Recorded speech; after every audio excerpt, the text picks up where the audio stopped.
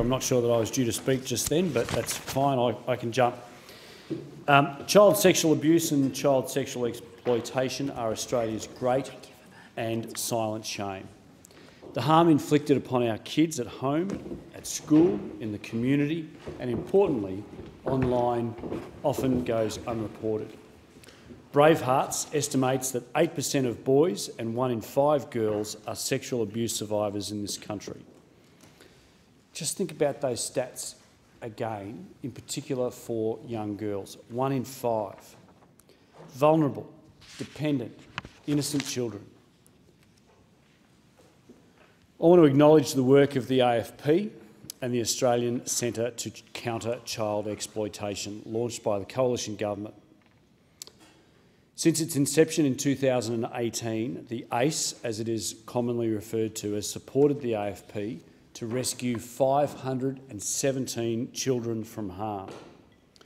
Tragically, with nearly 37,000 reports of online child abuse in 2021-22, the problem is only getting worse.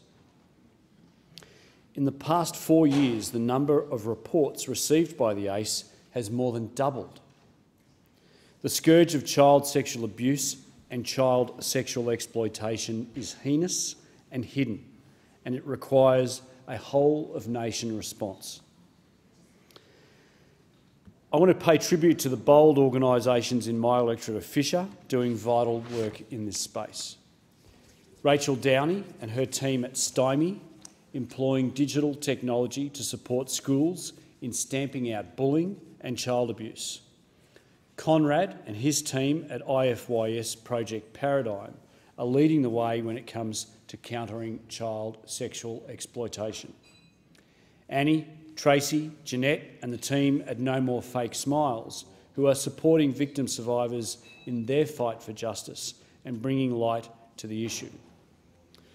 Paul Murgard and his team at Destiny Rescue, working across the world to free people, especially children trapped in sexual slavery.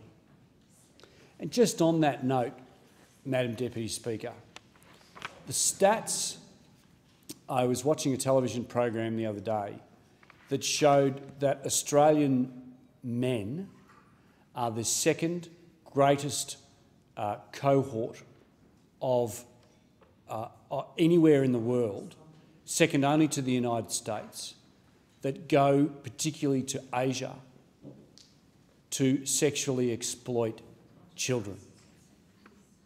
Now, you know, this is an unbelievable blight on this nation.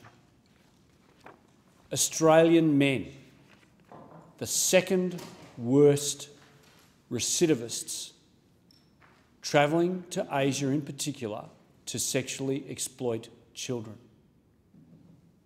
That is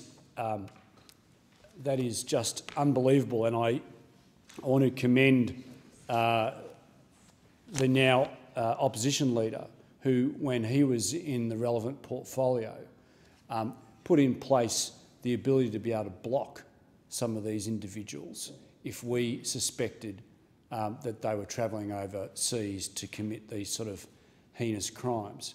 And of course we know that there are many instances, hundreds of thousands of incidents where children are exploited online for the sexual gratification, let's face it, of men.